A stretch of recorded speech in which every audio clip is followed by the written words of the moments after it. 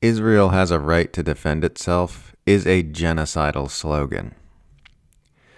Bernie Sanders has been repeatedly uttering the phrase, Israel has a right to defend itself, on his Fight Oligarchy tour with Alexandria Ocasio Cortez, which in the year 2025 can only be interpreted as blatant genocide apologia.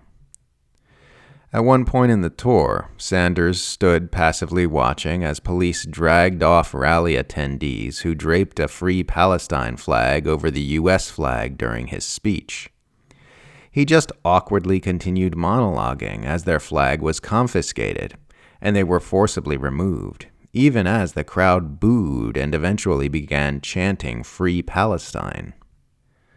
Sanders has been mixing his support for Israel in with periodic criticisms of Netanyahu and the Israeli government's actions in Gaza, always taking care to make his criticisms about the behavior of Israel's current leadership and not the nature of the racist apartheid state itself. Sanders is doing this for two reasons.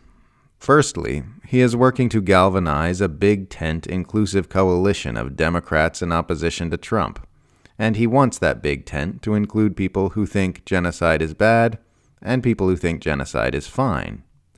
He doesn't want to offend the pro-genocide liberals. Secondly, Sanders is doing this because he himself is a Zionist.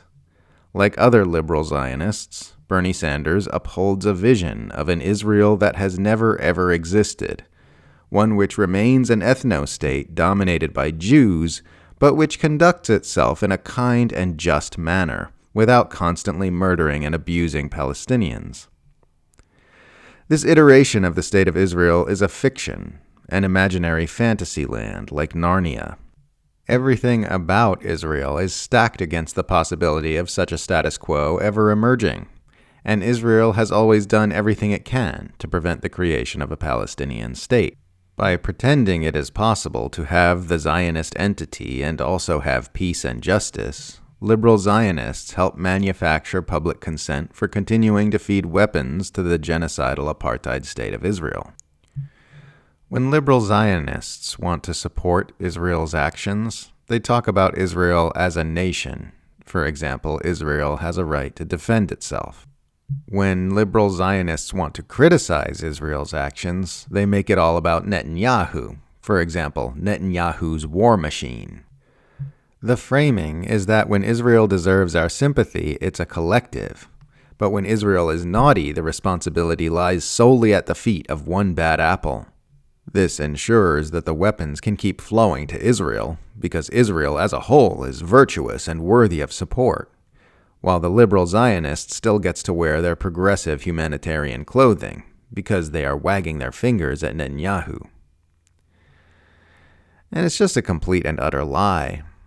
Netanyahu didn't create Israel's genocidal tendencies. Israel's genocidal tendencies created Netanyahu. His entire political career has been made possible by Israel's collective racism and psychopathy, upon which he rode into office.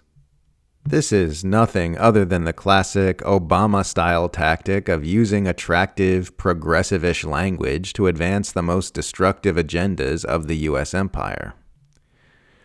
In other words, it's Democrats being Democrats.